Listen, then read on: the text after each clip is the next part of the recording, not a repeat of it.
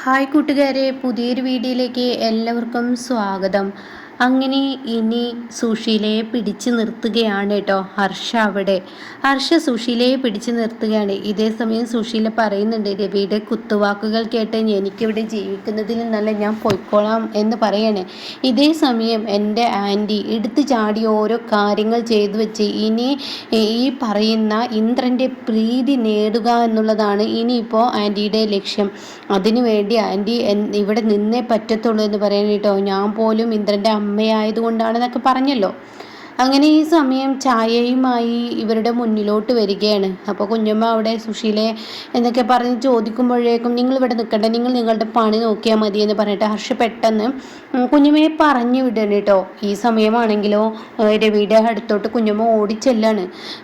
ഇന്ന് അവരെ ഇവിടെ പിടിച്ചു നിർത്താനുള്ള പരിപാടിയാണല്ലോ രവിക്കുഞ്ഞെ. ഇങ്ങനെ അവരെ എപ്പോഴും ഇവിടെ പിടിച്ചു നിർത്തിക്കഴിഞ്ഞാൽ പല പ്രശ്നങ്ങൾക്കും ഹർഷ ഒപ്പം നിന്ന് നാളെ ഒരു കുഞ്ഞിന് അമ്മയില്ലാത്ത അവസ്ഥയിലോട്ട് എത്തുമെന്ന് പറയട്ടോ. ഇപ്പോഴത്തെ പ്രശ്നം എന്താണെന്ന് ചോദിക്കണം. കുഞ്ഞമ്മ, ഞാൻ നിങ്ങളോടൊരു കാര്യം ചോദിക്കുമ്പോൾ അതിന് സത്യമായൊരു മറുപടി നിങ്ങൾ എന്നോട് തരണം എന്ന് പറയാൻ കേട്ടോ. ഇതേ സമയം എന്താ നിനക്കറിയേണ്ടത്? രവിക്കുഞ്ഞിനോട് ഞാൻ ഇന്നേ വരെ എന്തെങ്കിലും ഒരു കള്ളത്തരം ഇന്നേ വരെ ഞാൻ പറഞ്ഞിട്ടുണ്ടോ? ഇല്ലല്ലോ. എല്ലാ കാര്യങ്ങളും അതിൻ്റേതായ സത്യത്തോടു കൂടിയാണ് രവിക്കുഞ്ഞിനോട് ഞാൻ സംസാരിച്ചിട്ടുള്ളത്. പിന്നെന്താ ഇങ്ങനെയൊക്കെ പറയാനും? അല്ല കുഞ്ഞമ്മേ, ഞാൻ ചോദിക്കുന്നത് കുറച്ച് സീരിയസ് ആയ കാര്യമാണ്. കുഞ്ഞമ്മ എന്നോട് ഒരു പ്രാവശ്യം അത് പറഞ്ഞപ്പോൾ വഴുതി മാറിപ്പോയി. എന്നാൽ ഇനി അത് പറ്റത്തില്ല. കുഞ്ഞമ്മ അതിന് കറക്റ്റായ ഒരു മറുപടി എന്നോട് പറയണമെന്ന് പറയട്ടോ. അപ്പോൾ ഈ സമയം രവിക്കുഞ്ഞ്, നീ എന്താണെങ്കിലും എന്നോട് പറ, എങ്കിലല്ലേ എനിക്കതിന് മറുപടി പറയാൻ കഴിയുള്ളൂ. നീ ആദ്യം കാര്യം പറയാമെന്ന് പറയട്ടോ. ഈ കുഞ്ഞമ്മ മനുഷ്യനിൽ വെച്ച് ഏറ്റവും നല്ല സ്വഭാവം നിന്നെയും ഇന്ദ്രനെയും അങ്ങനെയുള്ള വ്യക്തികളെയൊക്കെയാണ്. സുശീലയെ മകനാണെങ്കിലും അങ്ങനെ എന്നൊക്കെ അവിടെ ഉരുണ്ട് കളിക്കുകയാണ്. അപ്പോൾ ഈ സമയം പറയുകയാണ്, കുഞ്ഞമ്മേ, ഇപ്പോഴത്തെ പ്രശ്നം എന്താണെന്നറിയോ? ഇവിടെ ഇപ്പോൾ ഈ സുശീല ആൻറ്റി വന്നിരിക്കുന്നതിൻ്റെ കാരണം എന്താണെന്ന് കുഞ്ഞമ്മക്ക് അറിയോ? അയ്യോ, എനിക്കൊന്നും അറിയില്ല. ഞാനാണെങ്കിലും മറ്റുള്ളവരുടെ പ്രശ്നത്തിൽ ഇടപെടാനോ അതുപോലെ തന്നെ അതിലോട്ട് പോകാനൊന്നും ഞാൻ ചെല്ലാറില്ല. കഴിയുന്നതും ഞാൻ അവരുടെ സംസാരം കേൾക്കാറില്ല. കാരണം സുശീല കുത്തിത്തിരിപ്പാണ്. സുശീല എവിടെ പോയാലും കുടുംബം പിന്നെ ആക്കാനുള്ള ആ ഒരു കഴിവ് സുശീലക്കുള്ളൂ. അതിനെ പറ്റിയൊരു കൂട്ടാണല്ലോ ഹർഷ. അപ്പോൾ അതുകൊണ്ട് തന്നെ അവൾ അങ്ങനെയാണെന്നൊക്കെ ഇങ്ങനെ പറയാണ്. ആ സമയം അതൊക്കെ അവിടെ നിൽക്കട്ടെ. കുഞ്ഞമ്മ തന്നെ എന്നോട് ഒരു കാര്യം ഒരു പ്രാവശ്യം പറഞ്ഞിട്ടുണ്ട്. അതേ ചൊല്ലിയാണ് ഇപ്പോൾ ഇവിടെ പ്രശ്നം നടക്കുന്നത്. ഞാനെന്തൊരു കുഞ്ഞെ പറഞ്ഞതെന്ന് പറയുമ്പോൾ, ഇവിടെ ഇപ്പോൾ അനന്തമാഷിൻ്റെ ചിരുവിൻ്റെ ആ മകളുടെ നൂലുകെട്ടായിരുന്നു ഇത്രേ. അപ്പോൾ അതിന് അനന്തമാഷ് അവരെ ക്ഷണിക്കുകയും കാര്യങ്ങളൊന്നും ഉണ്ടായിട്ടില്ല. വിനയനാണ് ഇത്ര അങ്ങോട്ടേക്ക് നൂലുകെട്ടിന് സുശീലയെ കൊണ്ടുപോയത്. ഈ വിനയൻ എന്തിൻ്റെ സൂക്കേടാ? ഏകദേശം പറയുകയാണെങ്കിൽ വിനയനും ഈ സുശീലയും ഒരേ ക്യാരക്ടറാണ്, ഒരേ സ്വഭാവത്തിൽപ്പെട്ടവരാണെന്നൊക്കെ പറയുമ്പോൾ അതൊക്കെ ശരിയാണ്. അവരുടെ നൂലുകെട്ടത്തിൻ്റെ അന്ന് തൻ്റെ മകനെ എത്രത്തോളം മറ്റുള്ളവർക്ക് മുന്നിൽ താത്താൻ പറ്റുമോ അത്രയും സുശീല താത്തിയാണ് വന്നിരിക്കുന്നത്. ഈ സുശീലാൻ്റെ താത്തിയാണ് വന്നിരിക്കുന്നത്. അപ്പോൾ എന്താ പറഞ്ഞത്? കുഞ്ഞമ്മ ഒരു തവണ എന്നോട് പറഞ്ഞ കാര്യം തന്നെ, അതായത് സുശീലയുടെ കൈകളിൽ എത്തേണ്ടവനല്ല ഇന്ദ്രൻ എന്ന് എന്നോട് കുഞ്ഞമ്മ പറഞ്ഞില്ലേ അക്കാര്യത്തെക്കുറിച്ച്? അയ്യോ, ഞാൻ അങ്ങനെയല്ല. വേണ്ട കുഞ്ഞമ്മേ, ഇനി വേണ്ട. ഇനി കുഞ്ഞമ്മ ഓരോന്ന് പറഞ്ഞ് അത് വളച്ചൊടിക്കാൻ നോക്കണ്ട. ഇപ്പോൾ സുശീല തന്നെ തൻ്റെ മകൻ്റെ മുഖത്തടിച്ച് പറഞ്ഞിരിക്കുകയാണ്, ഈ പറയുന്ന മകനല്ല എന്നുള്ള സത്യം.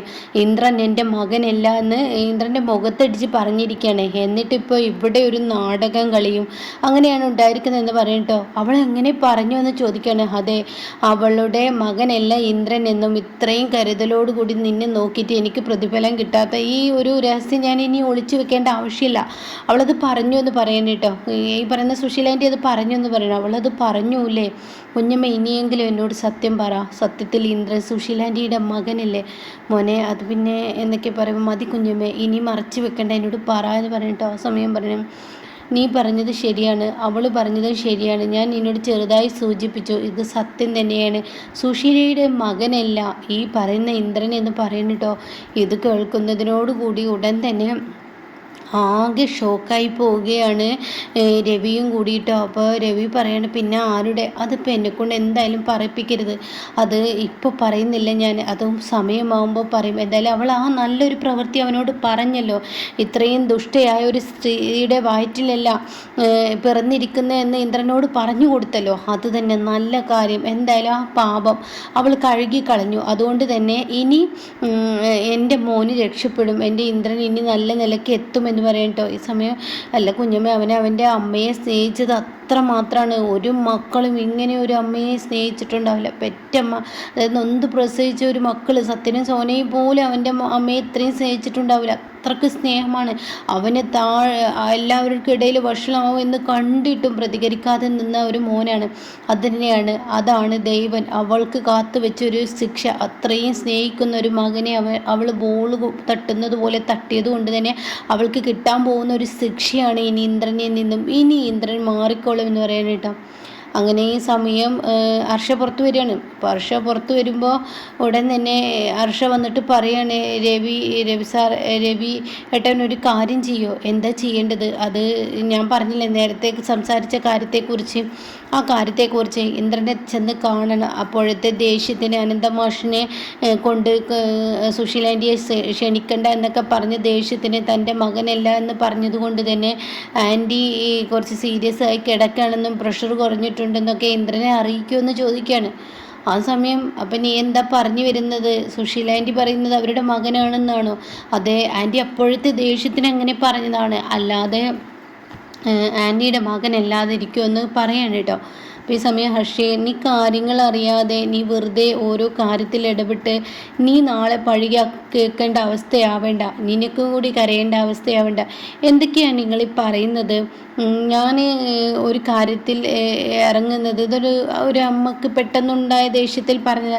ഞാൻ പറഞ്ഞല്ലോ കുറച്ച് നേരത്തെ, ആരുടെയും അടുത്ത് നിന്ന് പ്രതിഫലം പറ്റിയിട്ടല്ല മക്കളെ നമ്മൾ വളർത്തി വലുതാക്കേണ്ടത്. അത് നമ്മുടെ ഉത്തരവാദിത്തമാണ്. നമ്മൾ മക്കളെ വളർത്തുന്നത് പ്രതിഫലം കിട്ടാൻ, നാളെ എന്നെ നോക്കണം, അങ്ങനെയുള്ള പ്രതിഫലം കിട്ടാനില്ല. അതൊക്കെ അവരുടെ ഉള്ളിൽ നിന്ന് തോന്നേണ്ട ഒരു കാര്യമാണ്. രവിയേട്ടന് ഞാൻ പറഞ്ഞത് കേൾക്കാൻ പറ്റുമോ? അങ്ങനെ ഇതേ സമയം ഇന്ദ്രനെ വിളിക്കുകയാണ് കേട്ടോ. ഇന്ദ്രനെ വിളിച്ചു നോക്കും, ഇന്ദ്രൻ്റെ ഫോൺ എടുക്കുന്നില്ല. എത്ര ശ്രമിച്ചിട്ടോ ഇന്ദ്രൻ്റെ ഫോൺ എടുക്കുന്നില്ല കേട്ടോ. അങ്ങനെ ഈ സമയം ഇന്ദ്രൻ അടിച്ച് കട്ടാവുക എന്നല്ലാതെ ഇന്ദ്രൻ ഫോൺ എടുക്കുന്നില്ല. ഇതേ സമയം രവിയാണെങ്കിലോ വിളിക്കുന്നത്, എങ്ങനെയെങ്കിലും ഇന്ദ്രനോട് ഈ സത്യം തുറന്ന് പറയണം, തൻ്റെ അമ്മ തന്നെ ഇങ്ങനെ പറഞ്ഞെങ്കിൽ, ഇനി ഞാൻ പറഞ്ഞത് കള്ളമാണ് എന്ന് പറഞ്ഞു വരികയാണെങ്കിൽ ഇന്ദ്ര, നീ നിൻ്റെ അമ്മയെ ഇനി സ്വീകരിക്കരുത്, അത് പറയാൻ വേണ്ടിയിട്ട് കേട്ടോ. അപ്പോൾ ഒത്തിരി തവണ വിളിച്ച് നോക്കിയിട്ട് വിളിക്കില്ല, എടുക്കില്ല. എന്നാൽ ഈ സമയം എങ്ങനെയെങ്കിലും വിവരം അറിയിക്കണമല്ലോ. അങ്ങനെ സോനയുടെ ഫോണിലോട്ട് ഹർഷ വിളിച്ചിട്ട് പറയാണ്, ഇങ്ങനെ കാര്യങ്ങളൊക്കെ അറിഞ്ഞിട്ടുണ്ടാവും കേട്ടോ. അപ്പോൾ സോനയാണെങ്കിലോ ഈ ഫോൺ എടുക്കുമ്പോൾ തന്നെ സോനയ്ക്ക് മടിയാണ്.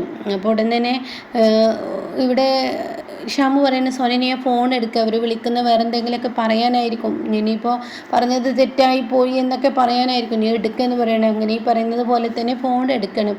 ഇപ്പോൾ സുശീലാൻ്റി ഇവിടെ തളർന്ന കിടപ്പാണ്. സുശീലാൻ്റിക്ക് പ്രഷറൊക്കെ വളരെ കൂടുതലായി, വളരെ ടെൻഷനിൽ ഇവിടെ ഇന്ന ഹോസ്പിറ്റലിൽ കിടക്കുന്നുണ്ട് ആൻറ്റി. അപ്പോൾ അതുകൊണ്ട് നിങ്ങൾ പെട്ടെന്ന് ഇങ്ങോട്ടേക്ക് എത്താൻ നോക്ക്. ഇന്ദ്രനോട് അങ്ങനെയൊക്കെ അപ്പോഴത്തെ ദേഷ്യത്തിൽ പറഞ്ഞു പോയതാണ്. അവൻ്റെ അമ്മയെ അത്രത്തോളം അവിടെ ഇട്ട് മറ്റുള്ളവർക്ക് മുന്നിൽ തരം താഴ്ത്തുമ്പോൾ എല്ലാവരും കൂടി സുശീലാൻ്റിയെ കൊത്തി വലിക്കുമ്പോൾ ആൻറ്റിക്ക് നിലനിൽപ്പില്ലാത്തത് കൊണ്ട് തന്നെ തൻ്റെ മകനെ അവിടെ ഇങ്ങനെ പറഞ്ഞതാണെന്ന് പറയുമ്പോൾ സോന പറയണേ, ഇതാണോ ഒരമ്മ ചെയ്യേണ്ടത്? ഒരമ്മയും ചെയ്യാൻ പാടില്ലാത്ത ഒരു കാര്യമാണ്. അവനവൻ്റെ ജന്മരഹസ്യം, അതായത് സ്വന്തം അമ്മ ചൂണ്ടിക്കാണിക്കുന്നവരാണ് അച്ഛനെന്ന് പറഞ്ഞ് കേട്ടിട്ടുണ്ട്. അങ്ങനെയുള്ള ഈ അമ്മ, നാളെ ഞാനും സത്യേട്ടനും അമ്മയുടെ മകനല്ലാന്ന് നാളെ പറയുമോ? ഞങ്ങൾക്കിപ്പോൾ പേടിയാണ് ഞങ്ങളുടെ അമ്മയെ, അതുകൊണ്ട് തന്നെ അവരെന്താ ചായിക്കോട്ടെ എന്ന് പറയട്ടോ. അപ്പോൾ ഈ സമയം സുശീലത് കേട്ടോ ആകെ ഞെട്ടിപ്പോവാണ്. ഈ സമയം ഫോൺ കട്ട് ചെയ്ത്, എടി അവരിങ്ങനെ സംസാരിക്കുന്നെങ്കിൽ അതറിയുന്ന എൻ്റെ ആൻറ്റി ചെയ്തത് വിഡ്ഢിത്തരമാണ്. ഇനി ആൻറ്റി ഇങ്ങനെയൊക്കെ കിടന്ന് അവരുടെ മനസ്സിലൊരു പ്രീതി പിടിച്ചെടുക്കാനേ കഴിയത്തുള്ളൂ. എന്നിട്ട് എങ്ങനെയെങ്കിലും ഇന്ദ്രൻ്റെ മനസ്സിൽ കയറിപ്പറ്റാൻ നോക്കും. അതല്ല ആൻറ്റി ഇങ്ങനെയൊക്കെ പറഞ്ഞു കഴിഞ്ഞാൽ ആൻറ്റിയുടെ നിലനിൽപ്പ് തന്നെ ഇന്ദ്രനാണ്. ഇന്ദ്രനെ ഉള്ളിടത്ത് എല്ലാവരും ഉള്ളൂ, ഇന്ദ്രനാണ് എല്ലാവർക്കും ആവശ്യം എന്നൊക്കെ പറയുമ്പോൾ ഇവിടെ സുശീല മനസ്സുകൊണ്ട് ചിന്തിക്കുകയാണ്, ഹർഷയ്ക്കും അത് തന്നെയാണല്ലോ ആവശ്യം. അപ്പോൾ ആൻറ്റി എങ്ങനെയെങ്കിലും ഇന്ദ്രനിൽ ആൻറ്റിയുടെ കൂടെ ഇല്ല എങ്കിൽ ഞാനും ഇല്ല എന്ന് പറയണം കേട്ടോ. അപ്പോൾ ഇന്ദ്രൻ മകനില്ല എന്നൊക്കെ പറഞ്ഞ് പുറത്താക്കാനാണ് ഉദ്ദേശമെങ്കിൽ ഞാനും ഇല്ല എന്ന് പറയണം. അങ്ങനെ ഈ സമയം കുഞ്ഞും ഒരു തീരുമാനം എടുക്കണം, ഇനി ഇത് ഇന്ദ്രനെ അറിയിക്കണം എന്നുള്ളത്.